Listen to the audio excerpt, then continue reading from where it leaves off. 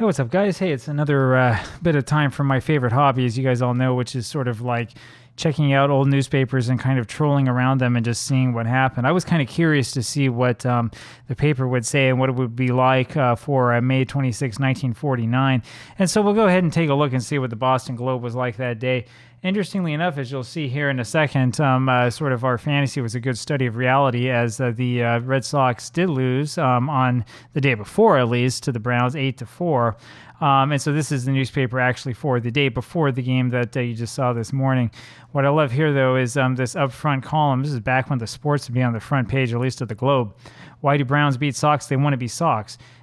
In baseball, the roses of yesterday are often the skunk cabbage of today, which means that the Red Sox of today may be the St. Louis Browns of tomorrow.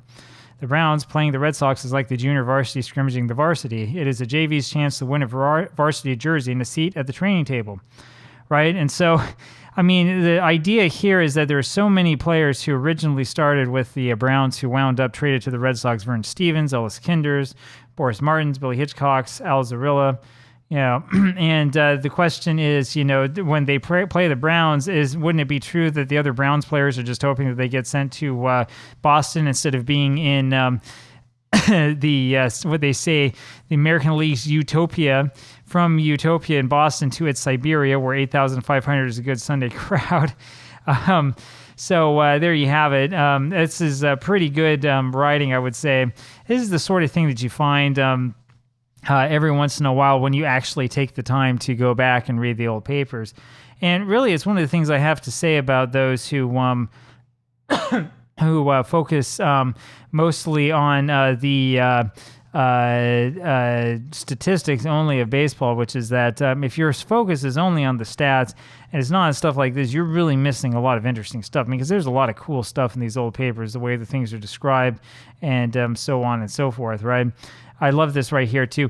Luck does not always even up over 154 games. If you think it does, toss a coin 154 times and see how often you get 77 heads and 77 tails, right? And that is true, and that's exactly sort of the way that it is in real life. They talk here, too, a little bit about the challenges that good teams had the season after they had good years. So there you go. Take a look and just see what it looks like here on the sports page. At least one of the sports pages. I think that there was probably more than one. And just see if there's any other good stuff going on. There probably is if we take a little look around. And yeah, it's just as I thought. So the other cool thing about at least the Boston Globe is that you get these old Gene Mack cartoons. There's an old book out there called Take Me Out to the Ballpark, I think it's called, that has a bunch of Gene Mack sketches and sketches inspired by Gene Mack of all the Major League ballparks.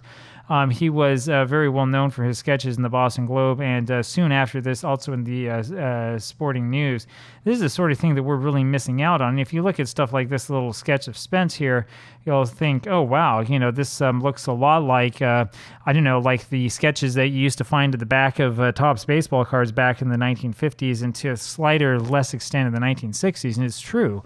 I mean, there were a lot of people who would try to draw in this style. That's sort of the thing that would give this type of game and or would give baseball in general a lot of its character and a lot of its fun. And it's really kind of a shame that we don't have any of this anymore today. I mean, photos are nice, you know, but it's just not the same as it once was. Apparently, Larry Doby hit a 500-foot home run. How about that? And so there you go. The other thing that I usually will look for, and I doubt I'll be able to find this on time for you, but oh no, here it is right here. I always look out for if we can find an example of the advertisement for the game for the next day, and you've seen me use this quite a bit in prior games. And here you go, Red Sox versus St. Louis, Fenway Park, 2 p.m. today. So they were already by 49 with this earlier 2 p.m. starting time instead of the 4 p.m. we're used to for earlier seasons. And box seats $240, which is probably pretty expensive, all things considered, for 1949. On sale only at the day of the game. No phone orders taken, which I've mentioned to you before. Right, you have to show up to get a ticket, and that can be a little bit tricky if there's a lot of demand for your game. And it also means that you're probably not able to get a lot of season ticket holders that way. And so there you go. That's sort of what it looks like. We'll have a little bit more of this as we go through.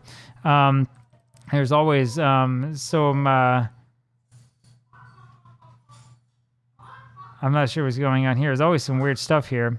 It's murder for both left Fourierists Tianschulerd and right-handed hitters. They can't afford to let it get by, and they hit it on the ground. Anyway, all sorts of weird stuff you'll find in these papers. If you just go take a look, you just zoom back and say, okay, well, what we got going on? You'll be like, oh, yeah, that's what it is. This is very interesting stuff, isn't it? Anyway, there you have it. I'll talk with you again tomorrow. Bye.